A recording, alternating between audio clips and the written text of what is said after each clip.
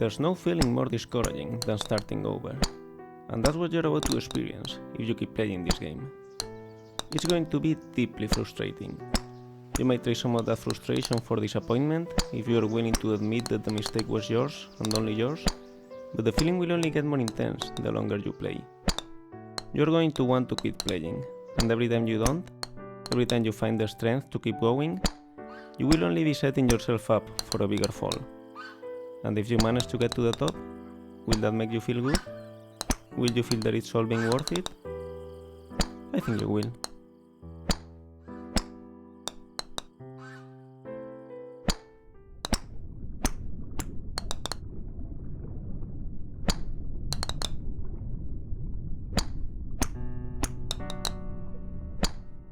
Feel free to stop playing whenever you want.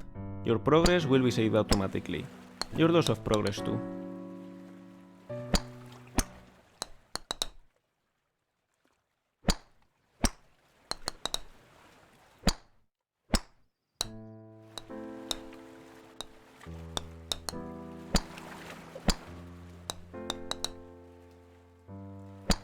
This game is a different take on a game that came out in 2017 titled Getting Over It with Bennett Foddy.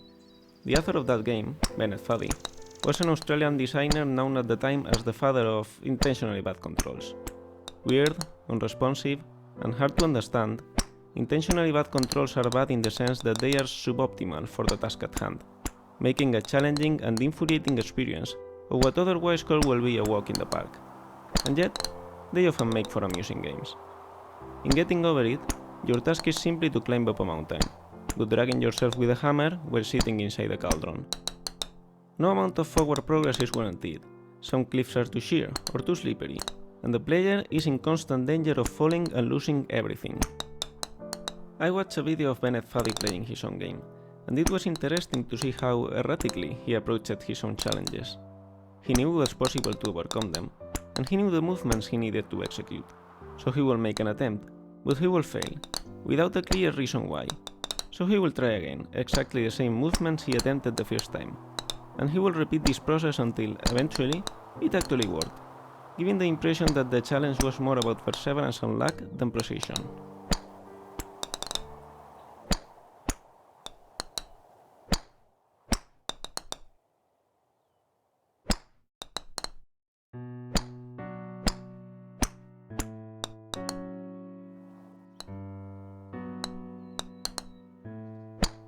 In Getting Over It, Bennett Foddy claims that frustration is essential to the act of climbing, but I disagree. Frustration might be essential to having a real challenge, an obstacle that you are not guaranteed to be able to overcome, but the act of climbing itself can be enjoyable. Climbing in Getting Over It is not frustrating because you can easily fall down and lose all your progress, but because controlling the main character is infuriating. Of course, falling and losing all your progress is also frustrating. But the worst part is not that you have to climb it all over again, it's that you have to fight with the controls while doing so. This game is pretty much like Getting Over It. You need to climb up a wall made of pre-made assets while the game creator talks to you about the game itself. And the point of the game is built around the fact that it's a very hard challenge and you can easily lose all your progress at any time.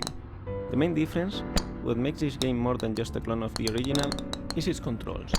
Not only because hitting a ball is quite different from pulling yourself with a hammer, but because it's easy and intuitive to control. You hit the ball with a certain force at a certain angle, and that's it. The difficulty lies in calculating what force and what angle you should apply to the ball. And it's not infuriating because you feel in control. If the ball doesn't land where you wanted, you know it's because you did the wrong calculations, and you feel that you can do it better if you try again. This is a game in which you can experience the challenge of climbing an angelic mountain without infuriating controls being part of that challenge. But that's not the reason why I made this game. It's only why I thought it was worth finishing.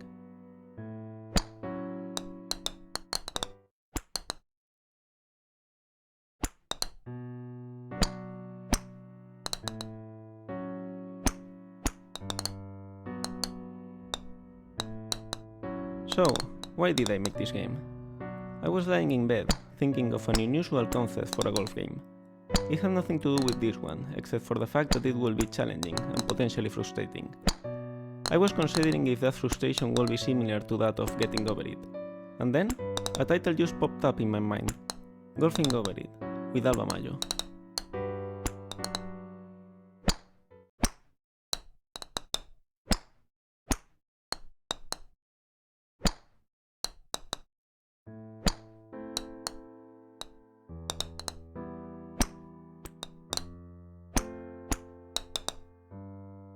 I generally hate having to repeat a part of a video game over and over until I can beat it.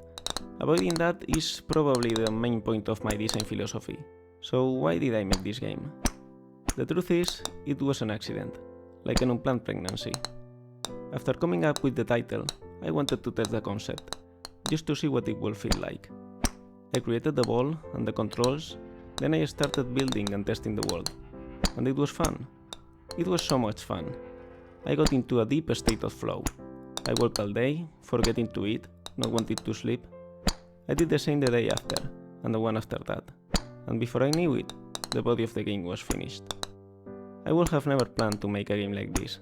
Even if we forget my design principles for a moment, I would have never made a game that lives only as the shadow of another one.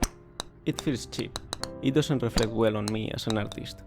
And yet, I couldn't bring myself to stop there, to delete the game and move on. I felt like this game deserved to be made. In the end, I decided to embrace this fate. I will finish making this frustrating game, and I will make it all about its relationship to getting over it, like an unofficial spiritual sequel.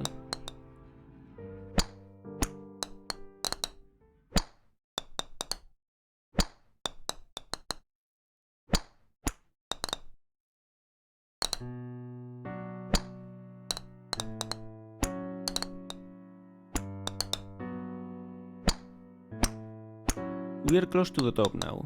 You must have suffered a lot to get here. But I wonder, given the chance, will you choose to make things easier for yourself, or will you choose to suffer even more? The choice is yours. There's no reward for choosing one or the other, except for the rewarding feeling you might experience for overcoming or avoiding an extra bit of challenge.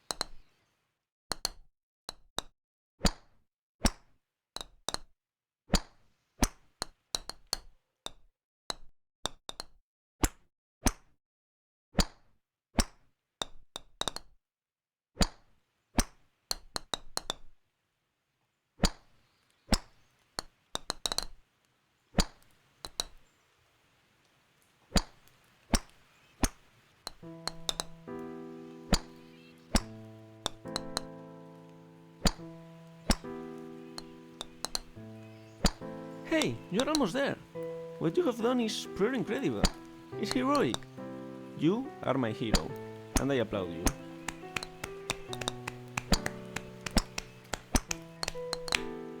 Well done.